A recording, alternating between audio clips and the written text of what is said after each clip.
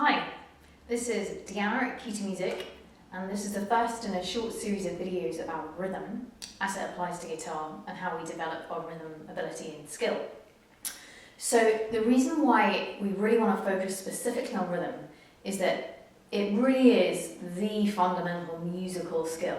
So if you feel like you don't really have that great rhythm or a very well developed sense of rhythm, don't worry about it. I'm just going to explain why it's so important quickly, and I'm going to show you what it is you need to do to develop your own sense of rhythm. So if you had to spend 2 hours in a room and you could choose between 3 different rooms, and in one room you could only have chords but no rhythm and no melodies, so it'd be a kind of chord, another chord, and then another chord, and then another chord, and then another chord, etc. Even though there's kind of a little bit of rhythm happening, but we're going to imagine you're not allowed any rhythm. And no notes, just that for 2 hours. Or you would be in another room where you're allowed notes, but no chords and no rhythm. So just a string of single notes one after the other, no organizing principle of rhythm, no chords for 2 hours. And then you're in a room where you're having rhythm but no chords and no notes. So after 2 hours in either of the room with just chords or just notes, you're going to be going completely bananas. But in the room where you've got rhythm, let's say it was a drum ensemble or something, you're probably going to come out dancing like crazy, having had a great time. So that just gives you a little bit of context for this idea that rhythm is the fundamental musical skill without which the other parts of it don't really make much sense to us.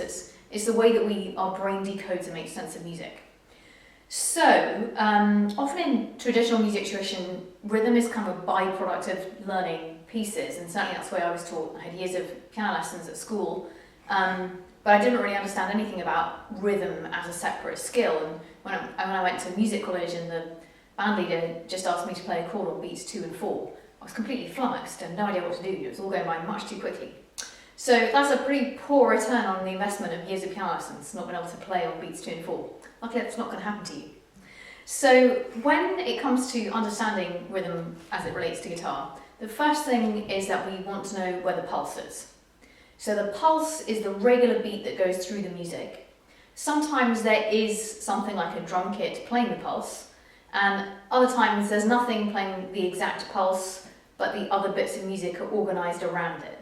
So what we want to get good at doing first is identifying the pulse. It's just the place where you tap your foot or nod your head in time with the music.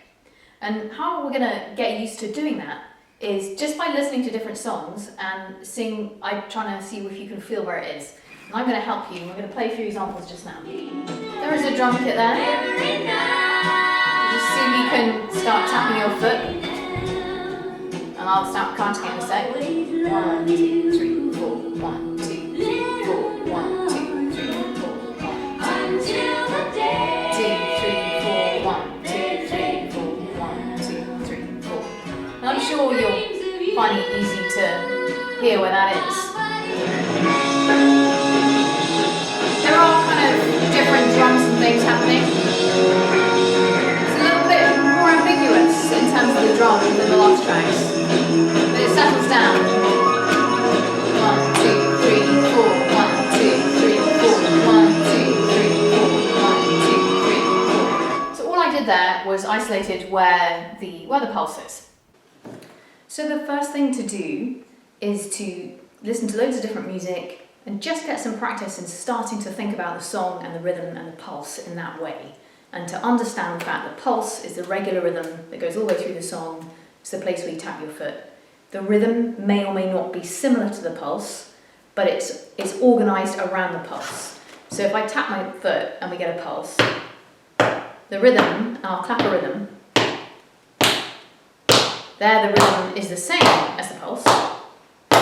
And here,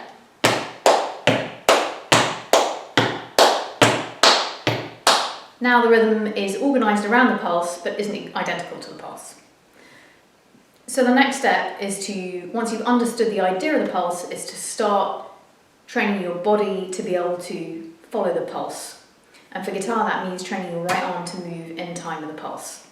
This is a really essential skill. It's going to help you be able to play in time with other people, play in time with the band, play in time with songs on the radio, play on in time with songs that you want to learn. Add singing. It's very hard to add singing if you don't have a secure rhythmic foundation when you're playing, because everything goes wobbly. So if this seems a bit strange, just review this video, review the next one. It's going to get easier the more you do it. If it seems really easy, just check that the foundation, that you understand it in a secure way.